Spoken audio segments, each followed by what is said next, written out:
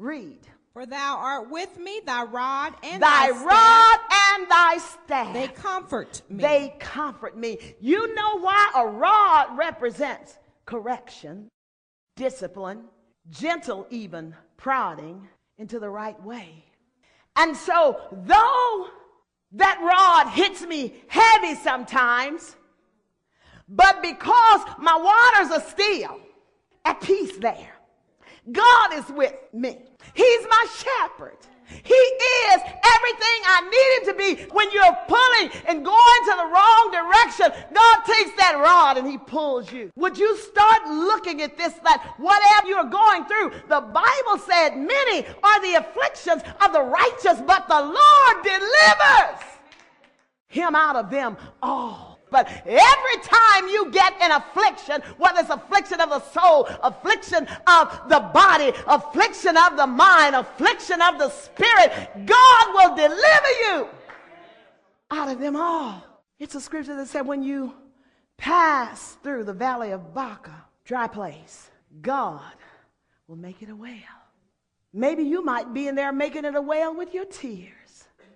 Maybe you might today in your spirit be feeling alone.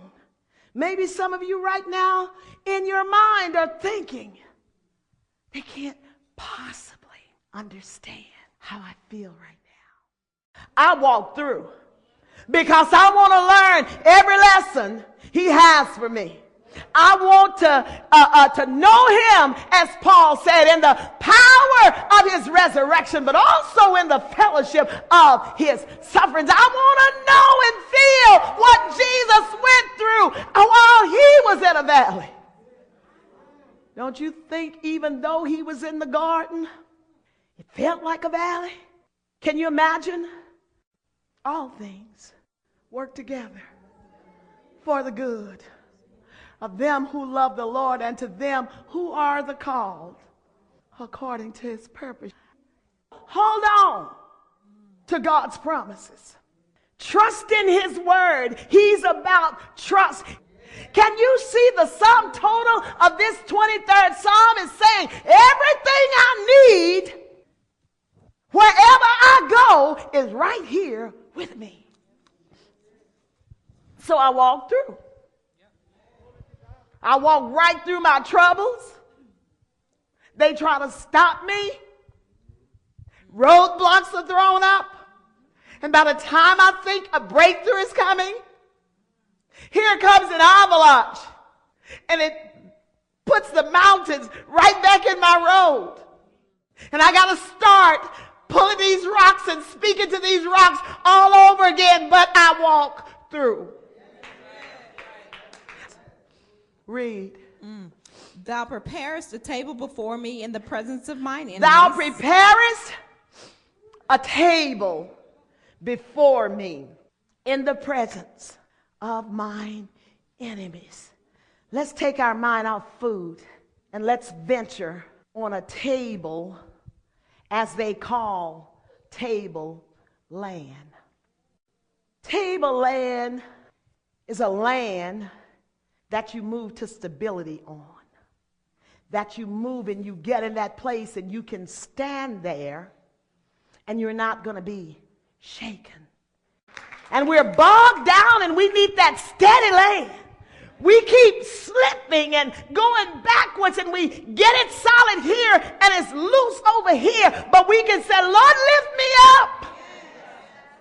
You're my God. You're my shepherd. Lord, lift me up. I'm walking through. I will walk through. I'm not going to get in a hurry. I may not see you sometimes, but I know you're with me. And so, Lord, my waters are troubled right now, but I need you to get these waters still for me. I walk through, everybody thinking they understand me and understand what I'm going through. I walk through. I know they mean well, but you don't know me. You don't know what I endure. You don't know the pain where I have to walk right now. So, Lord, lift me up as only you can, God. Lift me up so I can keep loving. Lift me up so I can keep giving. Lift me up so I can keep praying. Lift me up so I can keep fasting. Lift me up so I can keep trusting. Lord, I walk through. Your victory is not in running out there and discussing it with someone else and trying to see what somebody else is to you. Come on to me.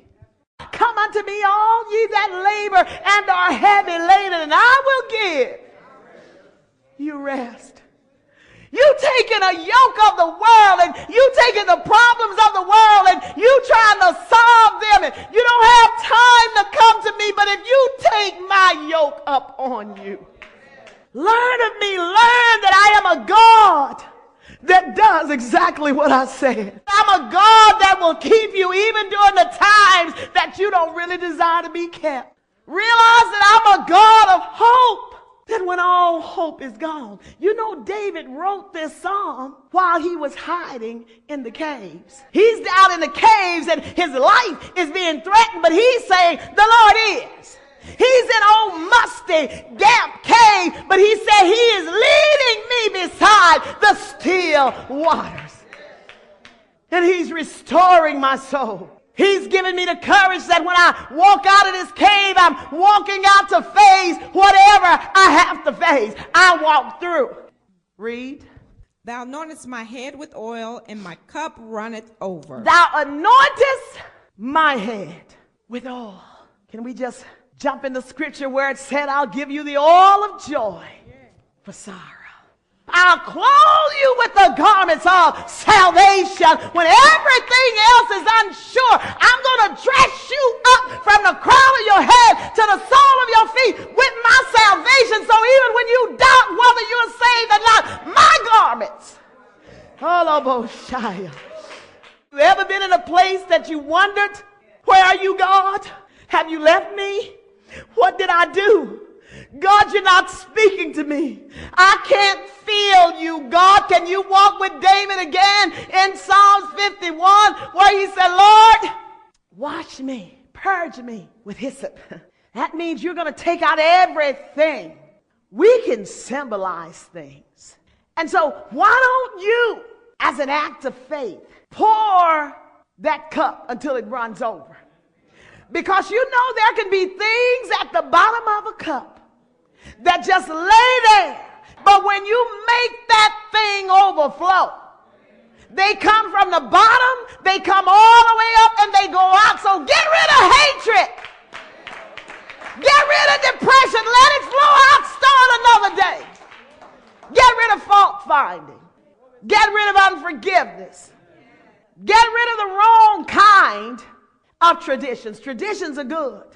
You know, even if something is wrong and a sin, doesn't mean we have to be a partaker of anything, but we got to love that person and bring them in there. God sends people to different churches so that they can find what they need.